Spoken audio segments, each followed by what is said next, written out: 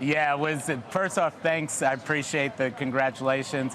It wasn't easy. We filed our S1 on February 28th, and the market proceeded to, kind of crash a bit in right following that. But the company's doing really well. We grew 47% year over year. When we published the S1 on February 28th, those numbers weren't published. So we finished the quarter, published the growth. Our goal is to provide consistent growth for both for our customers as well as for the market. And so the window opened up in the last week and a half. And we jumped right in. We started the roadshow on Wednesday, and here we are today, the following Thursday.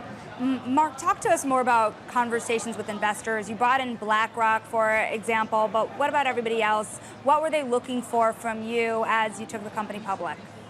Yeah, I mean, the number one question we got on the roadshow was size of the market, which is huge. I mean, we're talking about bringing performance marketing to small and mid-sized businesses, e-commerce companies, local brands.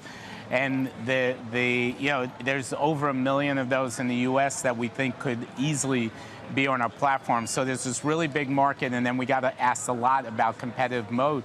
And we're approaching half the company is engineering. So you combine those two, this huge focus on engineering, big total available market, lots of growth, adjusted EBITDA last year, 39 million and growing. And investors responded. I think we were something like 14 times oversubscribed for the IPO. So we were very pleased with the response we got. Mark, I saw somewhere on social media, I saw Ryan Reynolds doing a little spot for the IPO as well, saying, like, I got involved in this company and you can too at the IPO. People are always asking what he actually does for Mountain. Tell us about his role. Yeah, I mean, you can think of it as 2 or 3 roles. So first and foremost, think of Mountain, think of Ryan and George Dewey as co-creator and another 5 people. They are essentially Mountain's kind of brand team. They contribute hugely to the brand. The phrase, the hardest working software in television, which is what we want to do for our customers. I mean, that's right out of Ryan and George and that team. How we position those things. We have a huge also performance marketing team that they contribute in terms of making small and mid-sized customers. Ryan is also, I mean, he does sales calls. He's always available. I mean, he has an incredible work ethic, and he really, really just knows how to resonate with consumers. So it's been an incredible partnership working with him. So speaking of Ryan Reynolds, my understanding is that his creative agency was transferred over to its original owner, so not in this public company listing, but you have a new contract with Maximum Effort, that creative agency, to keep up the relationship. What does that look like, and what kind of value do they add to you? Yeah, so the form of the, can think of it as the legal form of the relationship change.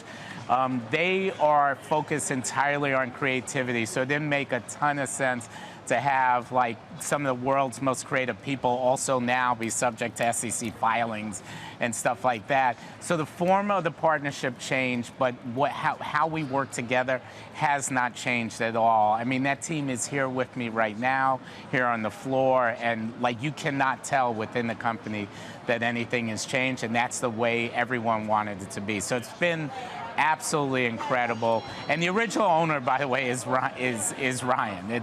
There's no other parties involved. We have an incredible partnership between, Mountain, me, him, Maximum Effort, and we continue to plan. That's going to continue. It's been working incredibly well. Mark, you are, we go to you all the time for what's happening in Silicon Valley, what's going on in social media, what's happening in connected advertising. And you're on the West Coast normally, but you grew up here, right across the street from Yankee Stadium. The Yankees are first place in the AL. The Knicks, although they had a really tough loss last night, are outperforming everybody's expectation. How psyched are you about New York sports right now? Well, I'm hesitant to make a comment on the Yankees because I was kind of a Mets fan growing up. Don't hate me for saying that. I couldn't afford to get a Yankees game back then, so the Mets were so bad you could pretty much just walk in. But anyway, I was just going to sound like a cliche. I love New York. I truly do. I grew up here. Grew up every street in New York. I came to New York Stock Exchange as a kid when there was no security and you could just walk back in and be here. Now it's been incredible. And I support the Yankees and definitely the Knicks. I've seen a lot of good games. Knicks Piston, man, that's a throwback. That's that's like history repeating itself. Well, that's kind of what I was leading up to, Mark. I mean, the New York Stock Exchange has such a rich history. We take it for granted because this is financial news, but what does it mean to you, a kid who grew up in New York City, to be listing his company on the New York Stock Exchange? Yeah, I mean, this place was literally part of my playground. I was here, Central Park, Rockefeller Center, and it made me who I am. And then to come here and now list a company on the New York Stock Exchange and talk to the president of the New York Stock Exchange and all the companies that preceded me, more than 100 years of history. Honestly, and let me add, and have people here that I truly love. It's an amazing experience, an amazing time. I'm very happy to do it.